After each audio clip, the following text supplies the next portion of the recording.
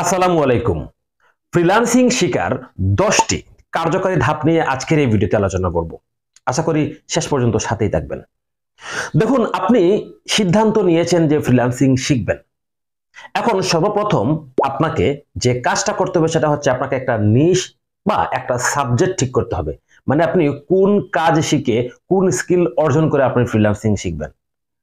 Freelancing একটি কাজের পদ্ধতির নাম, কোনো কাজের নাম না। মানে আপনাকে নির্দিষ্ট একটা কাজ শিখতে হবে, ওই কাজ শিখে বা ওই স্কিল অর্জন করে তারপর আপনাকে ফ্রিল্যান্সিং করতে হবে ওই কাজের বা ওই স্কিলের উপর। এখন সর্বপ্রথম আপনি কি করবেন, একটা নিশ বা একটা সাবজেক্ট নির্বাচন করবেন যে কিসের উপর আপনি ফ্রিল্যান্সিং শিখবেন। ওই নিশ বা ওই সাবজেক্ট নির্বাচন করার ক্ষেত্রে অন্য কাউকে জিজ্ঞেস না করে, আমাকেও জিজ্ঞেস না করে, আপনি আপনার মনকে জিজ্ঞেস করুন যে আপনি কোন কাজটা ভালো করে পারেন বা কোন কাজটা ভালো করে পারবেন, কোন কাজটাকে আপনি ভালোবাসেন। এইটা আপনার মন যেটা বলবে আপনি সেটাই সিলেক্ট করুন। তো আপনি যদি একটা নিশ নির্বাচন করে থাকেন তাহলে 2 নম্বর যে প্রসেস সেটা হচ্ছে, বা 2 নম্বর যে ধাপ সেটা হচ্ছে, আপনি কিভাবে ফ্রিল্যান্সিং শিখবেন সেটা ঠিক করুন।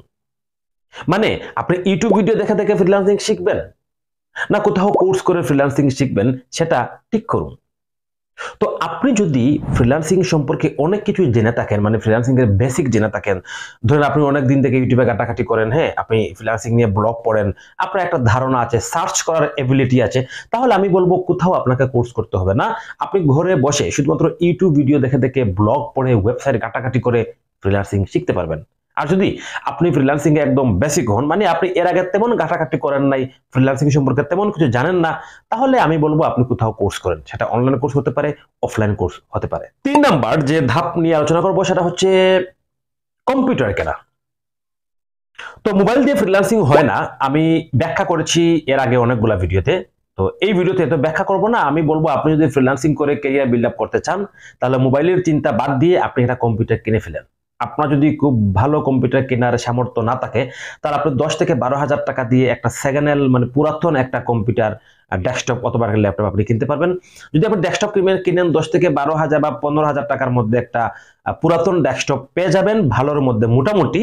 আর যদি আপনি ল্যাপটপ কিনতে চান তাহলে 20 থেকে 25 হাজার টাকা বাজেট দিয়ে আপনি একটা কম্পিউটার কিনে নেবেন। 4 নম্বর যে স্টেপ সেটা হচ্ছে প্রপারলি কাজ শেখা। আপনি নিশ নির্বাচন করেছেন, কম্পিউটার কিনেছেন, সিদ্ধান্ত নিয়েছেন কিভাবে আপনি কাজ শিখবেন, এখন আপনি প্রপারলি কাজ শিখবেন। তো কাজ শেখার ক্ষেত্রে একটা বিষয় আপনি মনে রাখবেন, মাথায় রাখবেন, আপনি সব কাজ একসাথে শেখার চেষ্টা করবেন না। যদি আপনি একা একা নিজে নিজে ফ্রিল্যান্সিং শিখে থাকেন, যেমন আমি একটু ব্যাখ্যা করি। ধরেন আপনি সিদ্ধান্ত নিয়েছেন ডিজিটাল মার্কেটিং শিখবেন। এখন ডিজিটাল মার্কেটিং এর অনেকগুলা সেক্টর রয়েছে, অনেকগুলা শাখা, অনেকগুলা প্রশাখা রয়েছে।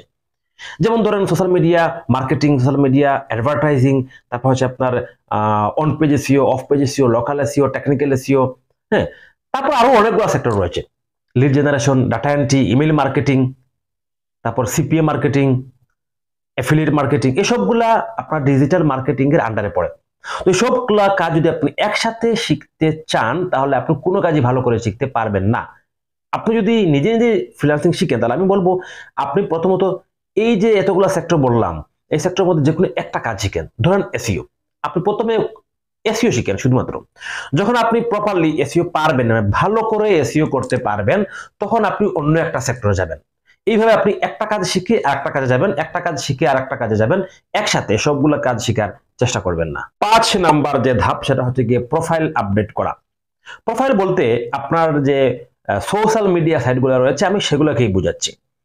কারণ আমরা যারা ফ্রিল্যান্সিং করি আমরা মার্কেট প্লেসের বাইরে এবং মার্কেট প্লেসের মধ্যে ফ্রিল্যান্সিং করে থাকি। মার্কেট প্লেসের বাইরে থেকে আপনাকে কাজ দিয়ে আসার জন্য আপনার খুব প্রফেশনাল মানের কয়েকটা প্রোফাইল লাগবে, যেমন Facebook profile, Instagram profile, LinkedIn profile, হ্যাঁ, সহ আরো অনেক ধরনের প্রোফাইল আপনাকে আপগ্রেড করতে হবে।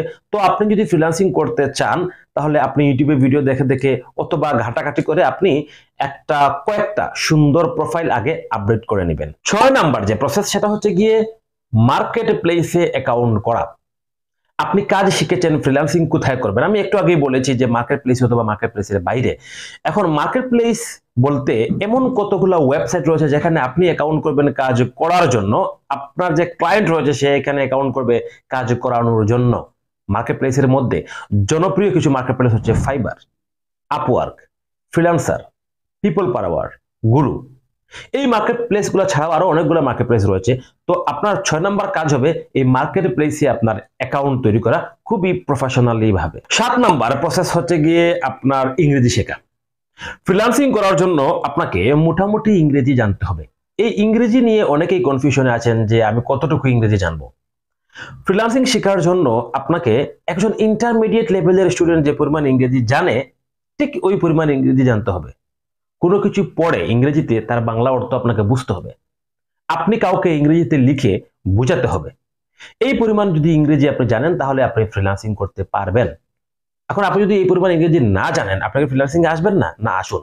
আপনি ফ্রিল্যান্সিং শিখুন, পাশাপাশি ফ্রিল্যান্সিং এর পাশাপাশি নিজের ইংলিশ স্কিলকে আপনি ডেভেলপ করুন। 8 নম্বর ধাপ হচ্ছে মার্কেটিং করা। আপনি প্রোফাইল আপডেট করেছেন, আপনি মার্কেট প্লেসে অ্যাকাউন্ট করেছেন, এখন আপনাকে মার্কেটিং করতে হবে কাজ নিয়ে আসার জন্য। মানে আপনার ক্লায়েন্ট খুঁজে খুঁজে বের করতে হবে, সোশ্যাল মিডিয়া ক্লায়েন্টকে খুঁজে খুঁজে বের করতে হবে, খুঁজে খুঁজে বের করে তাদেরকে আপনার মেসেজ করতে হবে কাজের জন্য। তো এই প্রত্যেকটা স্টেপের আলাদা আলাদা ভিডিও আছে আমার এই চ্যানেলে দেওয়া, আপনি দেখতে পারেন। তো কিভাবে আপনি প্রপারলি মার্কেটিং করতে পারবেন আজকের এই ছোট্ট ভিডিওতে বলা সম্ভব না, তবে এই ধাপে আপনাকে অবশ্যই মার্কেটিং করতে হবে ক্লায়েন্ট খুঁজে নিয়ে আসার জন্য। 9 নম্বর ধাপ হচ্ছে গিয়ে পেমেন্ট সিস্টেম। আপনি যে ফ্রিল্যান্সিং করবেন এত কষ্ট করে, এই টাকাটা আপনি কিভাবে পাবেন এই বিষয়ে আপনাকে জানা। কিছু পেমেন্ট সিস্টেম রয়েছে, যেমন ধরুন বাংলাদেশ ব্যাংক অনুমোদিত যে সকল ব্যাংক রয়েছে যারা আপনার বিদেশ থেকে টাকা রিসিভ করতে পারে, এই ধরনের ব্যাংকের মাধ্যমে আপনার টাকা নিয়ে আসতে পারেন। পেপালের মাধ্যমে টাকা নিয়ে আসতে পারেন, যদিও পেপাল বাংলাদেশ থেকে করা যায় না। তারপর পেওনিয়ারের মাধ্যমে আপনি টাকা নিয়ে আসতে পারেন। যে পেপাল, পেওনিয়ার, ব্যাংক সহ আরো অনেক ধরনের পেমেন্ট সিস্টেম রয়েছে, পেমেন্ট গেটওয়ে রয়েছে। সেই পেমেন্ট সিস্টেমের মধ্যে আপনাকে অ্যাকাউন্ট করা, সেই পেমেন্ট গেটওয়ে গুলাকে আপনি ব্যবস্থা করতে হবে। 10 নম্বর এবং সর্বশেষ যে ধাপ সেটা হচ্ছে গিয়ে 6 মাস থেকে 1 বছর লেগে থাকা। আপনি যদি মনে করেন ফ্রিল্যান্সিং করে আপনি রাতারাতি ইনকাম করে ফেলবেন, রাতারাতি লাখ লাখপতি কোটিপতি হয়ে যাবেন, তাহলে আপনি ভুল। আপনি যদি ফ্রিল্যান্সিং এ 6 মাস থেকে 1 বছর ধৈর্য ধরে লেগে না থাকতে পারেন, তাহলে আমি বলবো ফ্রিল্যান্সিং আপনার জন্য না। আজকের ভিডিও এই পর্যন্ত। আসসালামু আলাইকুম।